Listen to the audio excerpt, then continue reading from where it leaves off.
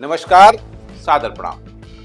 भारत में एक तरफ जहां मंदिर मस्जिद की गर्मी सवाब पूरे जोर शोर से है, उसी दूसरी तरफ जिसको लेकर हिंदुस्तान हमेशा टारगेट करता है, भारत के लोग हर भारत में रहने वाले मुस्लिम को जिसको टारगेट करते हैं, कहते हैं पाकिस्तान चले जाओ। मैं आज उसकी चर्चा करने वाला हूँ। पाकिस्तान के मंदिर गुरुद्वारों पर 1 अरब रुपया खर्च किया जाएगा, पाकिस्तान सरकार ने कहा है। पाकिस्तान सरकार ने देश में मंदिरों और गुरुद्वारों के जीर्णोद्धार के लिए एक ऐतिहासिक पहल की।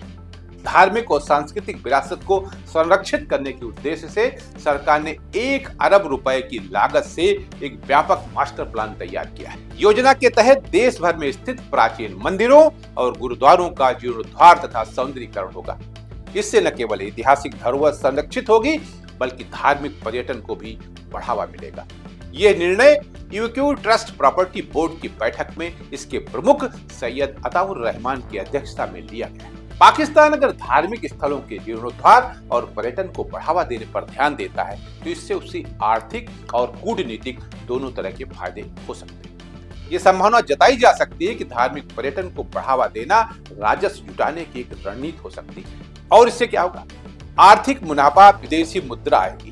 भारत और दुनिया भर से हिंदू और सिख श्रद्धालु मंदिरों तथा गुरुद्वारों में दर्शन को पाकिस्तान जा सकते हैं। ननकाना साहब, पंजा साहब, कटास राज और हिंगलाज माता मंदिर जैसे स्थल आकर्षण के बड़े केंद्र बन सकते हैं। पर्यटन उद्योग को बढ़ावा मिल सकता है। इससे क्या होगा? होटल, ट्रांसपोर्ट, गाइड सेवाएं, रेस्टोरेंट आदि को फायदा होगा, जिससे स्थानीय अर्थव्यवस्था मजबूत होगी। वाणिज्यिक गतिविधियां, तीर्थयात्रियों की संख्या बढ़ने से स्थानीय कारोबारियों को फायदा होगा। पाकिस्तान में विभाजन के बाद से कई हिंदू मंदिर नष्ट कर दिए गए या अन्य प्रयोजनों के लिए इस्तेमाल किए जाने लगे।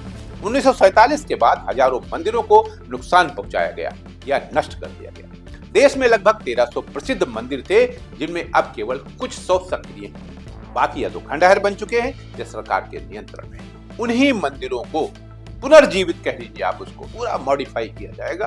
संभावित राजस्व अगर पाकिस्तान धार्मिक पर्यटन को अच्छी तरह विकसित करता है, तो ये हर साल करोड़ों डॉलर की आमदनी दे सकता है।